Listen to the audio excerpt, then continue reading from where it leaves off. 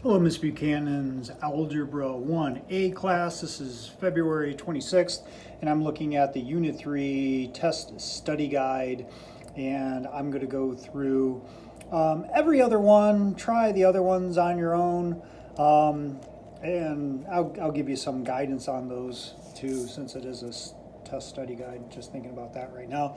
But anyways, for the directions, identify the domain and range of each uh, relation and then determine whether the relation is a function. So remember that the domain are going to be all the x values and the range is going to be all the y values. And these are always ordered in x, y, x, y, x, y, x, y. Okay, just like in the alphabet, x comes before y.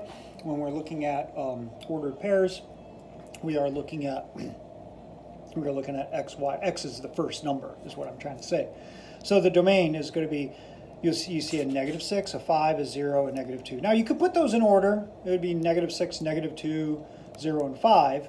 Or you could just leave them like this. I'm pretty sure it's going to be okay like this. The range are all the y's. And I see a repeater. I don't need to repeat. I don't need to have this other 4 here. Although I should have crossed off this one because then it would have been in order, -1, 3, 4. But it doesn't matter. I don't have it in order. This is the range though. You don't need to repeat in the domain or the range. If there's a repeater, don't need to repeat that number when you're listing domain and range. Now, if there is a repeater in the domain, it is a no for function. Since there are no repeaters in the domain, this yes is a function. You're going to do the same thing for number 2. All the x values, just list them once. You don't have to list this one, -3, twice. You already know there's a repeater in the x, so no, it's not a function. And then the y, you're going to list all those. All right, I just went through and instead of naming all these, I just went through, hey, let's look at the x. Where's this dot at this point at the x? It's -5, and then -3, and then this one's 0, and then this one's 2, and then this one's 5. Okay, so that took care of my domain. It's a good way to do it. The range, I'm going to talk about the y. I'm going to work top down. Actually, I should have went bottom up, but, since I was going least to greatest, but, I went top down. So I went 3, and then 2, 1, and then this one. Both of these are -3. I just list them once. Is it a function? Yes, because there aren't any repeaters in the domain. You can have repeaters in the range. See, there's these 2 in the range. These are repeaters, but passes the vertical line test. Any vertical line doesn't have more than 2 points on it. So yes, it is a function. So you could have a repeater in the range and still be a function. It's just the domain you don't want a repeater. You do the same thing for number 4. Take all the x values, all the y values. For number 5, there are the x values and there are the y values. No, because this 9 is used twice. In other words, there's 2 9s there. So whenever you have a repeater in the domain, it is not a function. Okay, this one would be a function. Just list all these for the domain. List these, -3 and 8 as the range. Now these are repeated, because it goes to the -4, it goes to the 1. It's okay to have repeaters in the range, just like we did up here. Yes, it is a function. For number 7, the domain is all real numbers because this is going to keep coming out. This arrow is going to keep coming out too, and it's going to cover all of the x values. So any x value, as this grows, see, even if I went here and I came down here, it's going to cross this line that's going to continue, this graph that's going to continue. So all real numbers. The range only goes up to here. And it's everything less than 4. Could equal 4, and everything less than 4 is going to be the range. Is it a function? Yes. Passes the vertical line test. All these vertical lines does not cross my function more than once. 8, yeah, it's going to be a function.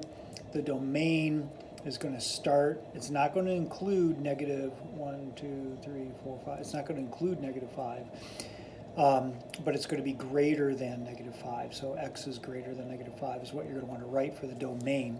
The range is going to be y is greater than -1. Can equal -1, but it's going to be greater than -1 because it goes up from -1. And yes, it's a function. This one, no, it's not a function because take a look at the vertical lines. This vertical line right here crosses it twice, crosses it twice, crosses it twice, crosses it twice. So it hits, many places. You just need one vertical line to hit your graph more than once, whatever you've graphed on there more than once. The domain, notice it starts at 0 and it goes up to 5. So it's everything in between 5. It could equal 0, it could equal 5. So x is greater than or equal to 0, x is less than or equal to 5. Now the y is going to be greater than or equal to, this is down here, is -4, and it goes up to 3. So it has to be less than or equal to 3. No, it's not a function because of those vertical lines. 10 and 12, reading those. Karina is riding a horse on a carousel. Which graph best represents her distance from the center of the ride in a single rotation? She's, unless it's a lopsided, weird carousel, she's going to get, further away and then closer to the center. She's going to stay the same distance away from the center the whole time. As soon as she gets on, she's like, well, I don't know, 10 feet away from the center, right? No matter where she's at, she's always going to stay, as she's riding it throughout the time, stay 10 feet away from the carousel, because that's not moving towards the center, it's just spinning around the center. So, graph B, even though I didn't write it down for that one. Number 11, a cup of hot coffee cools down until it reaches room temperature. Which graph best represents the temperature of the coffee? That's going to be B. This coffee got thrown in a polar vortex or something and then stayed at a certain temperature. I don't know, and then was thrown in a crazy freezer that freezes it or cools it down instantaneously and then brought it out. And somehow they maintained the temperature. So it's not this one. This one, my coffee's sitting right here, okay, from this morning. It was really hot this morning, and eventually as first period went, second period, third, it reaches this point, and then it's going to stay room temperature. It's not going to be that good because I like it hot. So B is going to be your answer for number 11. Mitch went for a hike. He got halfway up the mountain and realized he had dropped his compass. He turned around and walked back. He found the compass at the point he started the hike. He picked it up and then hiked to the top of the mountain. Which graph best represents the total distance he hiked? The total distance is going to be this one, graph A. Don't let this one fool you. If it was asking which graph best represents the distance from his starting point, yeah, he went away and then he came back and then he went away again. This is asking the total distance. So even though he came back, he's still, getting mileage on. So it's like wearing your pedometer, you're wearing your Fitbit, or tracking your mileage if you're a runner. Doesn't matter if you've come back home and you keep on running, you're still getting distance in. Okay? So A is going to be for 12. For 13, all I did was I took a calculator and I put -2, and then in parentheses, I like to do this in parentheses. Let me show you. So -2, in parentheses, I put all these numbers, 0, and then +5. Okay, and then you hit equals and it tells you what to put for y, so that's your y. Now I just go back and change what's in parentheses. So I go back, use the back button so you don't have to type the whole thing in again. 1, and then you get 3. Okay, and then you go back in and you change it to 3, and then you change it to 5, and you get these. So plot those points. Hopefully you're pausing this as I'm going through this. plot those points, and then, make a line. Same thing for this one. When you're doing 3 halves though, that's 3 divided by 2, put that in parentheses too. So let's clear this. So what I mean is put in 3 divided by 2. See, it makes it look like a fraction because the division problem is a fraction. And then put x in parentheses also. So you have your -2 and then -1. And that's going to equal -4. So your first number is going to be -4. Then just go back, use the back button, and I'm going to delete that negative. See, I pressed that DEL button, that delete, to get rid of the negative. Now I'm just going to change it to a 0. I'm going to hit equals. Okay, that's -1. So I have -1. Okay, and so on. So you could just go back and use the back button in order to change this parentheses. I did this because I wanted to multiply by the entire fraction. And then you'd graph that too. For this one, find the range of the function. You're going to do this in your calculator too. So you're going to put in parentheses 3/4. So I'm going to do 3 divided by 4 in parentheses. And then I'm going to put the x value in parentheses. The first one is -12. And then plus 17. Hit equals. So my first range is 8. What I did was I used the back button. I just changed what was in the x value, what was right here. I changed from -12, I changed it to -4, and I got 14. Then I used the back button. Make sure you're trying this so that you could do this on your own during the test, okay? You're going to do the same thing for this one. Go ahead and have 2 parentheses. So in other words, you're going to have negative. Make sure you put the negative out in front of the parentheses, okay? And then you're going to have -5 for your first parentheses. Square it. Your square button is right there, x2, -3, and then my x is still -5. I plug in my -5, and I get -10. So my first number in the range is -10. Then just go back, use the back button, and change what's in the parentheses. Change the -5 to 0. So you're going to put a 0 here and a 0 there. Okay. Then you're going to write, what you get when you hit equals. Then you're going to put the 2 in here in the parentheses. All right. Okay, same thing. Basically, you're going to do for 17. Put it in your calculator in parentheses. Put what the x value is. For this problem, it's going to be 6, so I plug in a 6, you should get 10. Make sure you're using the g function, so the g function is here, and you're just going to plug in -3 wherever you see x. So in other words, it's going to be -3 squared plus 5 times -3 minus 11. If you put this in your calculator, please put this in parentheses, because what it'll do, these calculators here, will square just the 3. It won't square -3. You need -3 squared. Okay. And then write your answer on that one. This one's absolute value, so I have 2 times -8. X is -8 plus 7. 2 times -8 is -16. -16 plus 7 is -9. The absolute value of -9 is just 9.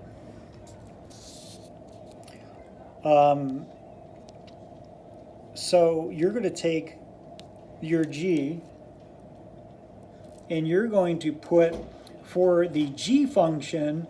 Oh, we have a special guest here.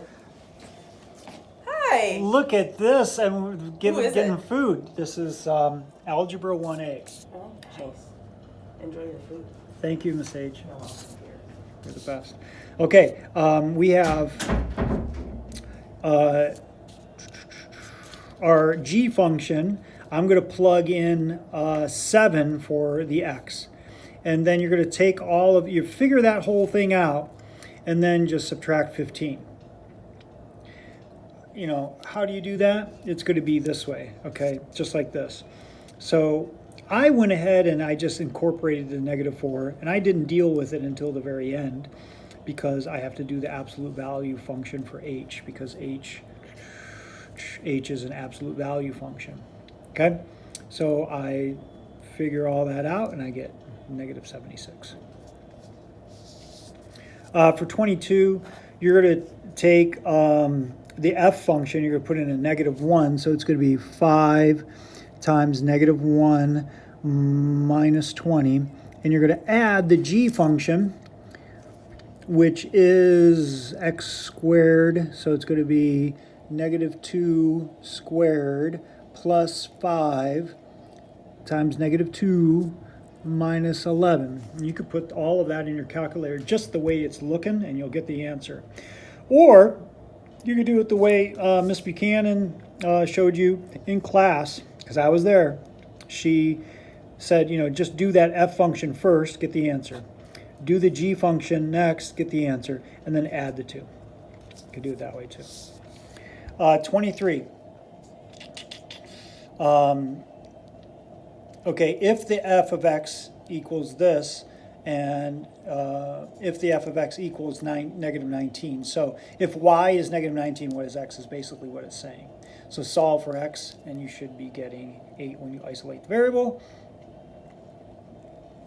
You're going to do the same thing for this one. You're going to set 5 over 2, put that in parentheses in your calculator, and then, and then x. I guess you don't have to put that in your calculator. Minus 1, this is going to equal negative 16. So, in other words, you're going to get the x by itself. So you're going to have 5 over 2. Let me get rid of those parentheses. I don't really need them there. And I'm going to add 1, so negative 15. So you are just going to take negative 15 divided by 5 over 2 in your calculator, and you're going to get that answer.